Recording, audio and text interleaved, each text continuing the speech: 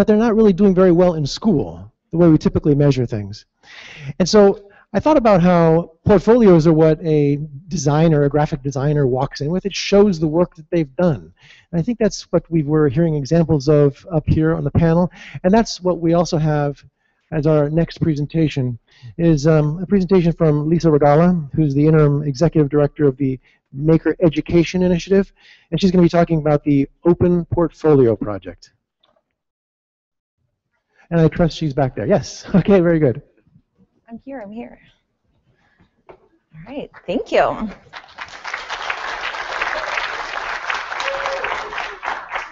The last group had all the microphones, so we had to do the big switch back there. All right, well, my name is Lisa Regalla. My slides aren't up yet, but they'll come up eventually. I am with the Maker Education Initiative. Who here has heard of the Maker Education Initiative?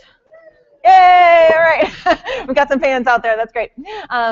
So we are a nonprofit. We're a little over 2 years old, and our whole mission is to really increase more opportunities for young people, no matter where they live, no matter what their background is, to give them opportunities to make, create, explore, and be the inventors that we know kids naturally are. And so how do we nurture that throughout their lives? And so our organization is actually founded, one of our founders is Dale Doherty, and he's the chair of our board. So we are closely connected to Maker Media and the great work that they do, but we are a separate nonprofit organization. And the way that we kind of conduct some of our work comes in 3 main categories. One is through professional development, and that professional development, I wonder if I'm supposed to do that. Nope. All right. Well, that's all right. I'll just keep talking. And so the 3 main areas that we use are professional development. So we work a lot with educators and facilitators all around the country to help give them the support that they need to feel comfortable to facilitate making experiences with youth. We also work on community building. And so, we believe that it's not just about doing professional development and leaving, right? It's providing the support and the community for educators to connect with one another after that professional development and to find the resources in their own community. So we really kind of see ourselves as the glue in a Maker Education network. How do we help people connect with other people doing great work around the country and with what's really going on in their own community, the resources, the makers, the companies, the volunteers, the parents that they have available as resources there. And kind of our final focus area is on model sharing, and that relates to the Open Portfolios project that I'm going to talk about. There's a lot of people doing really great work out there in Maker Education right now. So how do we kind of collect what's been happening, learn from all the great work that's been going on, and then share that back with the broader community? And so that brings us to this project, which is the main topic of today, Open Portfolios. This is a project that we're about halfway through right now, so we're in the middle of. It's a partnership between Maker Ed, the Creativity Labs at Indiana University. This is Kylie Pepler's research group there, and it's generously funded by the Gordon and Betty Moore Foundation.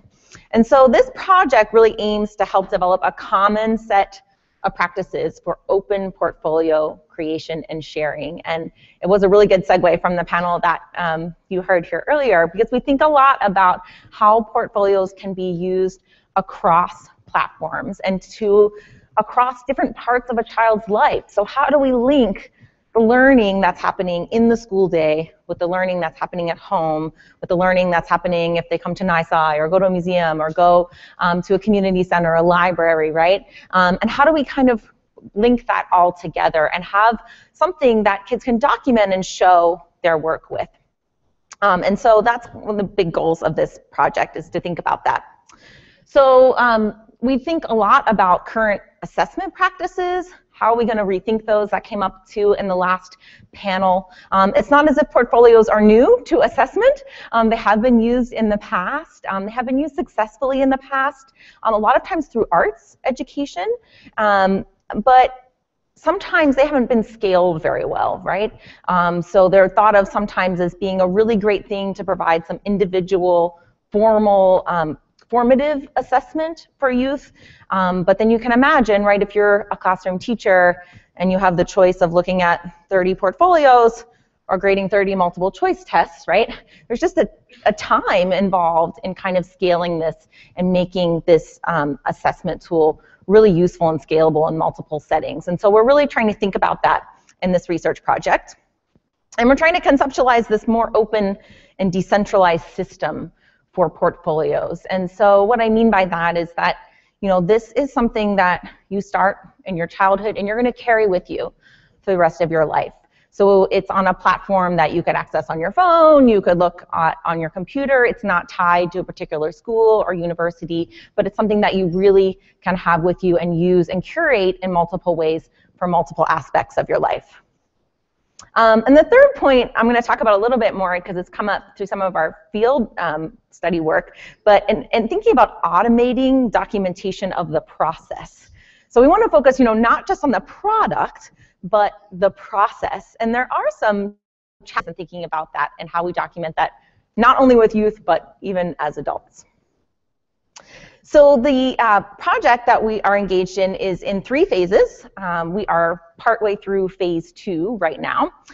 Phase 1 was really a literature review, so looking at how portfolios have been used broadly in arts, science, paper and pen, electronically, et cetera. And we have a briefing actually out about this. I'll talk about some of the reportings of this later on because that's our phase 3, but you can actually go on our website and read this first briefing as part of our literature review. But we really talk about these 3 different types of portfolios that are out there. One is traditional, and what I mean by that is really a collection of physical things, right? So this was used a lot in art, that, you know, you're going to have a book that's got all the pieces that you create, and that might be used if you were applying to college or applying to a job. But it also tends to focus on the final product in that sense, right? You have this kind of physical thing, which is the thing that you made, and that's the end product, but it does really show your work in a very hands-on way. Another type of portfolio would be an e-portfolio. So we've moved a lot to kind of electronic portfolios, and these then don't really include the physical thing, but they might include a photo of that thing, a video of that thing, a blog, text associated with that piece. Maybe it's audio voiceover about you describing that thing. Sometimes they'll have step-by-step instructions, right, of how you got to create that thing. But sometimes e-portfolios lack really the process piece, right? It might be step-by-step instructions, but they're not necessarily going to show that moment that you struggled, that you came across a challenge and you had to overcome it. And this third category is process folios. And so obviously from the name, these are focusing on the process of the work and capturing that and reflecting on that as you move forward. A recent example is the Build in Progress through MIT. They use process folios in their work, and there's other examples out there. But one of the limitations then of a process folio is they don't tend to be very open. They tend to be kind of tied to a particular course, a class, a university, a school, and they're not easily accessible in other areas. And so we're trying to think and learn from all of these different types of portfolios to think about how we could create this more open, decentralized system. Another piece of this kind of literature review, or phase 1 of our project, was really to do a survey to understand the youth makerscape landscape and how organizations are currently documenting work with youth. And so this is a survey that's actually still going on. It's an online survey, so if you are an organization that's interested in participating, my last slide, I'll have our web links and everything up for you to take, but makered.org is our main website. But this is a survey that, we're trying to see who's out there, who has a youth makerspace. We use that term very openly, makerspace. That could be a corner of your classroom, it could be a mobile space that you have, anywhere that you're really engaging youth in making experiences. But we want to know who's out there, who's doing this, and how they're incorporating documentation into their work. So that survey closes October 1st, so if you're interested, please join in on that. The second phase, though, which we're now really in the middle of, is field research. And so we conducted that literature review, and now we want to say, okay, how is this really working out there? How are people really using portfolios on the ground with kids and programs. And so we have 10 sites that we're working with. Not all of them are on this map yet because we are in the middle of phase 2 and we're still selecting some sites. But we're working with different sites around the country to look at several things. A couple of them I have up here. The barriers and affordances of existing tools. So it's been really interesting. We're seeing a lot of different types of tools being used, anything from Instructables to EndNote to Evernote, or using Flickr with Adobe Voice, and you name it, right? So it's a variety of different tools that people are used to capture what the youth are doing in their space, and also even setting up how they capture that. I mean, people have kind of makeshift cardboard creations to hold smartphones or cameras or videos or things like that so that they can actually capture the process too. So we're really looking at how people are documenting what tools they're using. Are these accessible? Are they affordable tools that everyone could use? We're also looking into kind of portfolios and this relationship between group and personal identity. So you can imagine if you're a maker and you're making your portfolio, what you actually put in that portfolio says something about you, right? You're choosing to put certain aspects of your process into this work, and you're choosing what pieces of it you want to share publicly. And so we're looking into kind of how that relates to identity, how that what you think you're putting out there relates to someone that reads your portfolio, what they think that says about you, right? And do those two things match?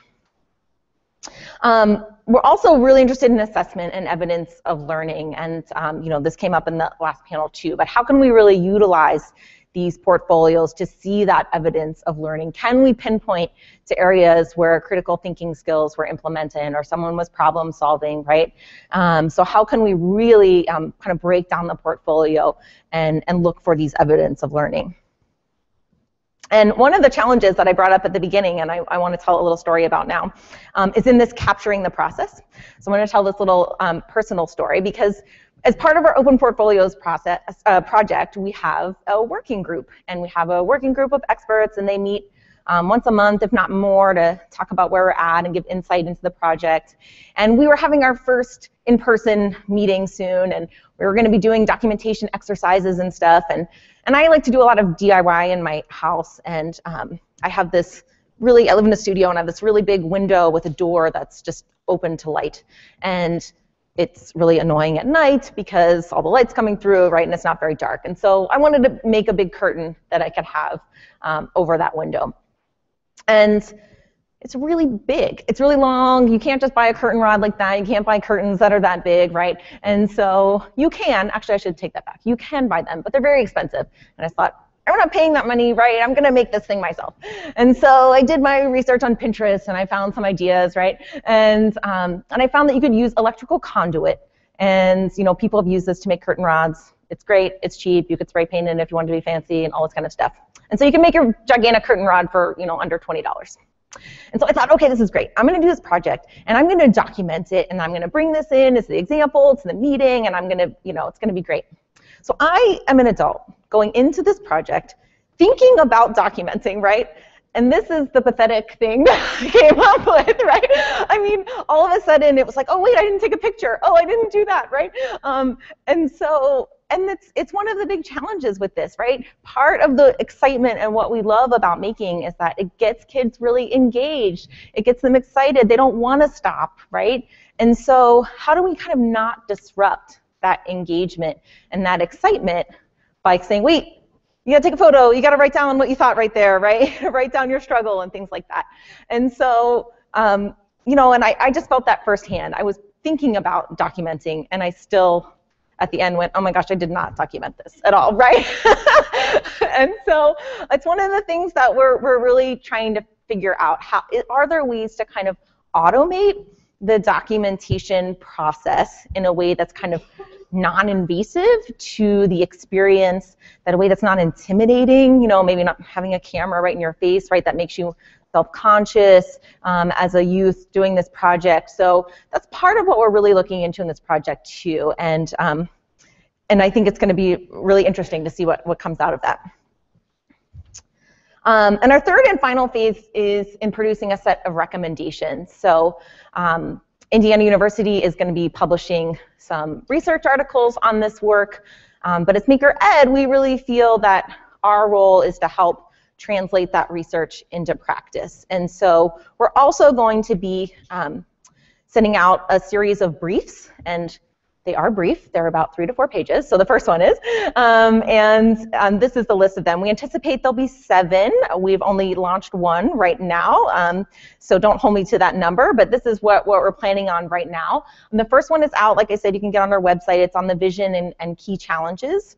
The second will be on the importance of portfolios for makers, and that actually is work that came out of the literature review as well. We just want to get this work kind of in your hands, in the hands of the facilitators as soon as possible so that you can use it and learn from it and grow.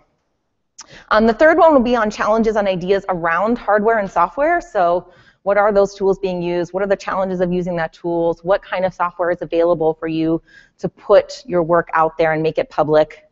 We'll have a set of briefs on that site survey that I mentioned. So if you want to participate in that, the data will appear and we'll talk about this kind of landscape of youth maker spaces and how they've been using documentation. And then we'll also have a set of briefs on those field sites as well as kind of case studies and a report on what they've been doing. And so I do want to emphasize one thing that was brought up as well in the last panel, because this is great, and MakerEd can do work in the area of research, and we can talk to educators about this as part of our professional development mission and get the word out. But it also, in order to be legitimized, needs to be accepted by universities, and I would put companies in there as well, right? So if we really want to change how assessment is happening in school, then we need to, companies and universities need to recognize more than just grades, right, when they get to that point of interviewing for a job or interviewing kids from college. So in 2013, MI welcomed Maker Portfolios as a tool that they would use in assessing candidates for their engineering program. As was mentioned, the White House Maker Faire in June, there was actually an announcement that went out there that 153 colleges and universities signed up to promote making, and there was a list of ways that they were going to engage in doing that, and one of those ways was to accept Maker Portfolios as well into how they're looking at students. But it's what I would urge you to do, no matter what your role is. If you're an educator, you work for a company, you're at an organization, you're at a university, there's a role for you to play in this and helping to legitimize it and also to promote this type of work at the K-12 level as well. And I have 1 minute left, so I'm just going to put this up, and then maybe, I don't know if they'll let me give a question, answer a question or not, but that's our website, makered.org. Makered.org/OPP is our Open Portfolios project. We also have a resource library that just launched this week. We're announcing it at New York Maker Faire, so we encourage you to check that out, contribute. It's going to be growing, and we hope that's going to be a great place for resources and all matters in making an education. And obviously follow us on Facebook and Twitter. And I am around tomorrow and today if you want to talk more. If we don't have time for questions, I'm happy to speak with any of you about this project or anything that we are working on at MakerEd. So thank you so much for your attention.